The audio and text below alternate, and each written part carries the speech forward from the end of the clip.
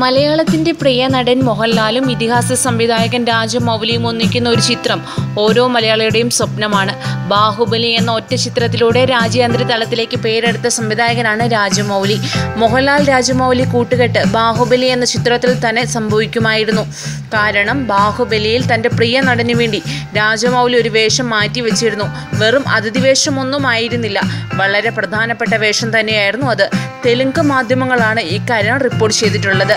ബാഹുബലിയിലെ പ്രധാന കഥാപാത്രത്തിനായി മോഹൻലാലിനെ സമീപിച്ചെങ്കിലും 3 വർഷത്തോളം ഈ ചിത്രത്തിനായി മാറ്റിവെക്കാൻ പറ്റിയ സാഹചര്യത്തിലായിരുന്നില്ല. അതുകൊണ്ട് മാത്രമായിരുന്നു ആ ഇതിഹാസ ചിത്രം മോഹൻലാലിന് നഷ്ടപ്പെട്ടത്. ബാഹുബലിയിലെ ശ്രദ്ധേയ കഥാപാത്രമായി പ്രേക്ഷകർ എന്നും ഓർത്തിരിക്കുന്ന കഥാപാത്രമാണ് കട്ടപ്പ, സിംഹാസനത്തിൻ്റെ വിശ്വസ്തനായ അടിമ. ആ കഥാപാത്രത്തിനായി മോഹൻലാലിനെയായിരുന്നു രാജമൗലി ആദ്യം സമീപിച്ചത്. മോഹൻലാലിന് 3 വർഷത്തോളം ആ കഥാപാത്രത്തിനായി മാറ്റിവെക്കാനില്ല എന്ന് അറിയിച്ചതിനെ തുടർന്നായിരുന്നു ആ കഥാപാത്രം അവതരിപ്പിക്കുന്നതിനായി സത്യരാജിനെ സമീപിച്ചത്. സത്യരാജ് ആ കഥാപാത്രത്തെ അവിസ്മരണീയമാക്കി. 2 ആഴ്ച കൊണ്ട് കേരള ബോക്സ് ഓഫീസിൽ നിന്നും മാത്രം 50 കോടി ചിത്രം നേടിക്കഴിഞ്ഞു. രാജ്യത്തെ ഏറ്റവും വലിയ ബോക്സ് ഓഫീസ് കളക്ഷൻ നേടിയ ചിത്രത്തിലെ വേഷമാണ് മോഹൻലാൽ നഷ്ടപ്പെടുത്തിയത്.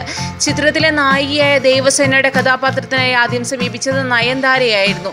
നയൻതാര ഡേറ്റ് പ്രശ്നത്തെ തുടർന്ന് പിന്മാറിയതോടെ അനുഷ്ക ദേവസേനയായി. രമ്യ കൃഷ്ണന് മുമ്പ് ശ്രീദേവിയായിരുന്നു ശിവഗാമിയായി രാജമൗലി മനസ്സിൽ കണ്ടിരുന്നത്. കൂടുതൽ ചലച്ചിത്ര രംഗത്തെ വാർത്തകൾക്കായി സബ്സ്ക്രൈബ് ചെയ്യുക മലയാളം ന്യൂസ് ടൈം.